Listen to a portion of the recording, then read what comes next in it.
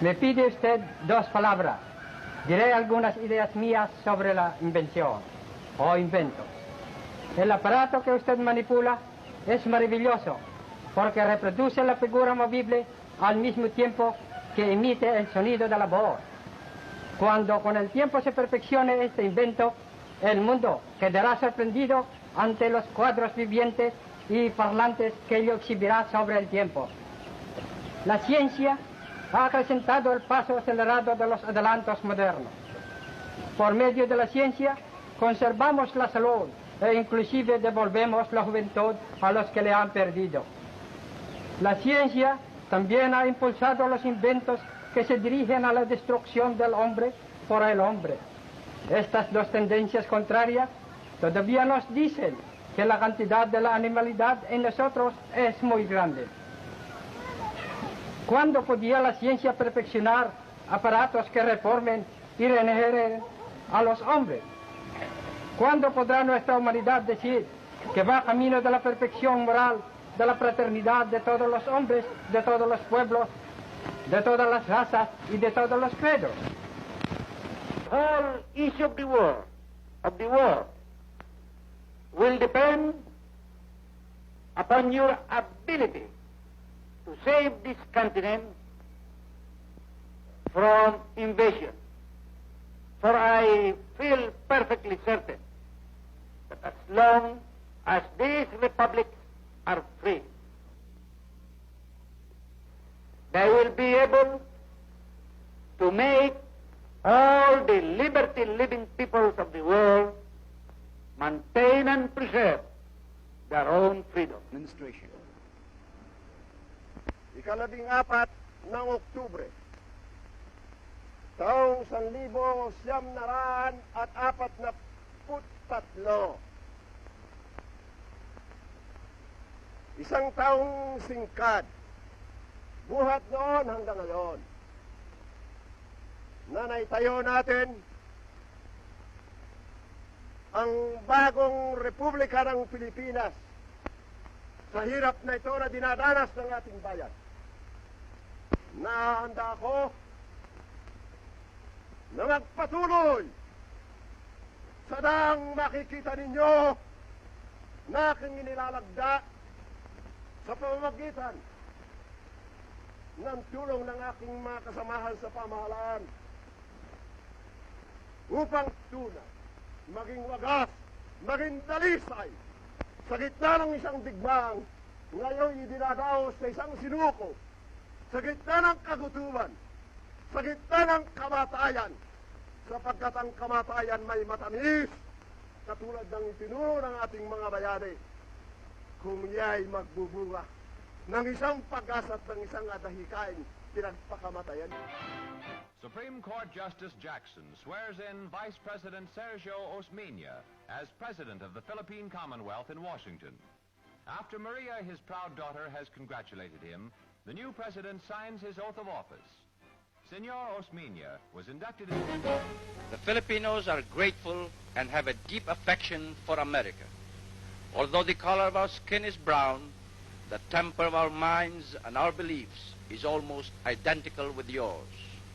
The Philippines, in government system and tradition, is a replica in miniature of the United States. There has been transplanted to a land 10,000 miles across the seas, the seed of American democracy.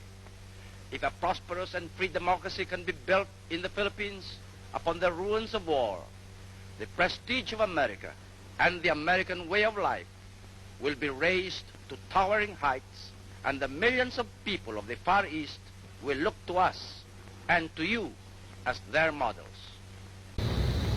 Por el cálido recibimiento y por los honores e indispensados. La legendaria galantería hispana ha rebasado sus límites, dando al mundo la más hermosa lección de diplomacia, porque toca al corazón.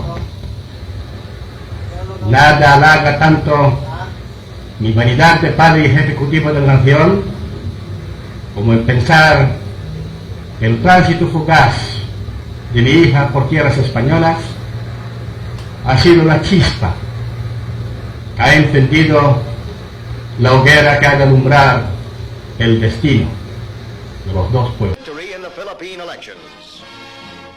His wife and daughter can now reclaim the one-time mechanic and World War II hero who rose to become constitutional head of the infant Philippine Republic and her 20 million people.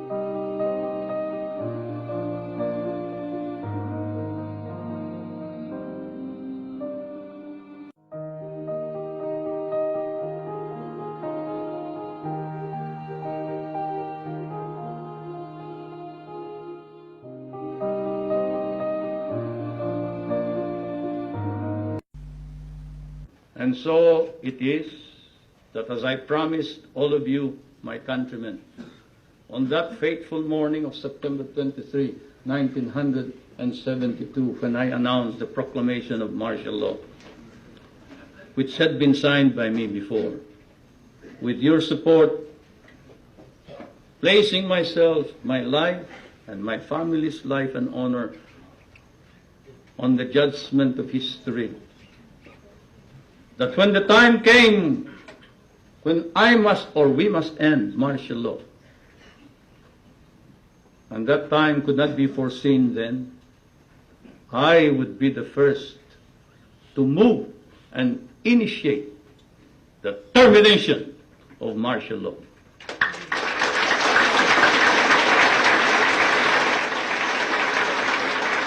It is after deliberate, sober judgment and soul searching that I come before you and say, it is now time to terminate martial law.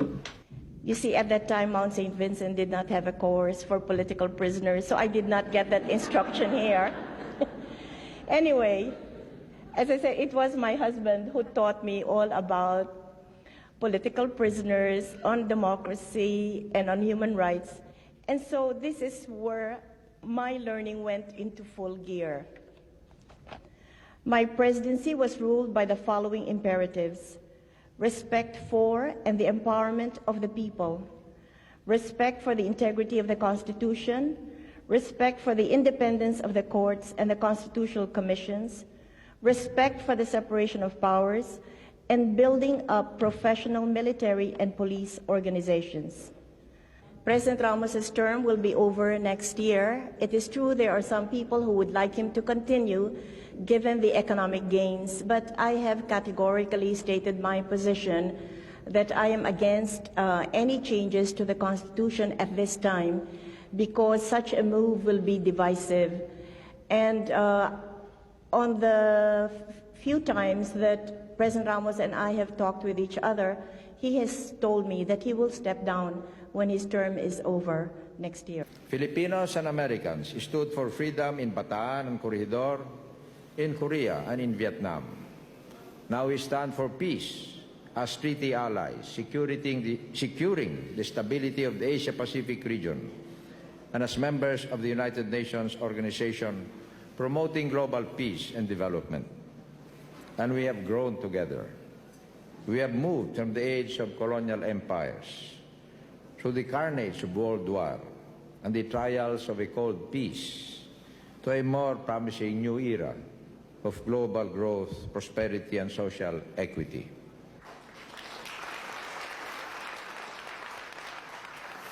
the business community. Market reform and productivity, social reform and democracy.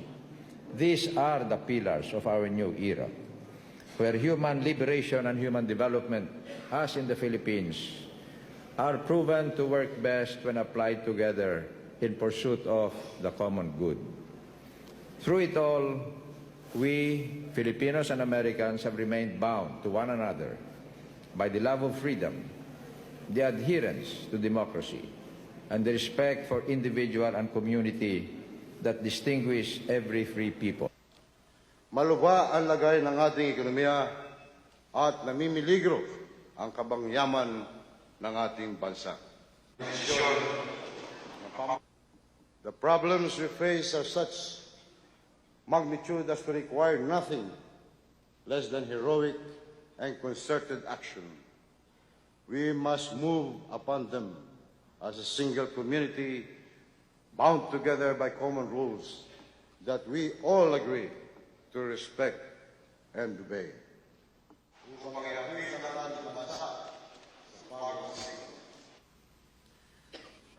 I order the Presidential Commission on Good Government to go forward on all ill-gotten wealth cases with all the evidence it has taken 12 long years to collect. No more delay. My fellow Filipinos, we come together tonight as we approach a hallmark of democracy for our great nation, the smooth transition of power to a new leader. We have just come through a historic election. It was open and it was modern. As a result, we were able to declare winners in hours and days rather than weeks and months. The face of politics in our nation has changed forever. Kahit kaliwat kanan na ang ebidensya ng pagbabago, mayroon pa rin kontra sa Dangmatuwid. Ang hirit nila, mabagal daw tayo. Kapag sila raw ang naging Pangulo, sigurado gaganda ang buhay. Sa mga medyo maedad po, ang isasagot natin, ganon. Sabay taas raw po ng kilay. Para naman sa kabataan, iba na raw po ang sagot nila sa ganong pahayag. Ang tugon daw ang uso ngayon di wow. Paano nila gagawin ang mga pangakong yan? Ang sagot nila, basta. Nasaan ang detalye at konkreto mga plano? Basta. Paano nyo ipapatupad ang inyong mga pangako? Basta. Pakiramdam yata nila nadadaan sa basta-basta ang solusyon sa ating mga problema. Wala pa rin talagang gamot na naiimbento para sa mga nagbubulag-bulagan at nagbingi-bingihan. I challenge you now. I challenge the Catholic Church. You are full of shit. At mabaho rin kayong lahat. Corruption and all.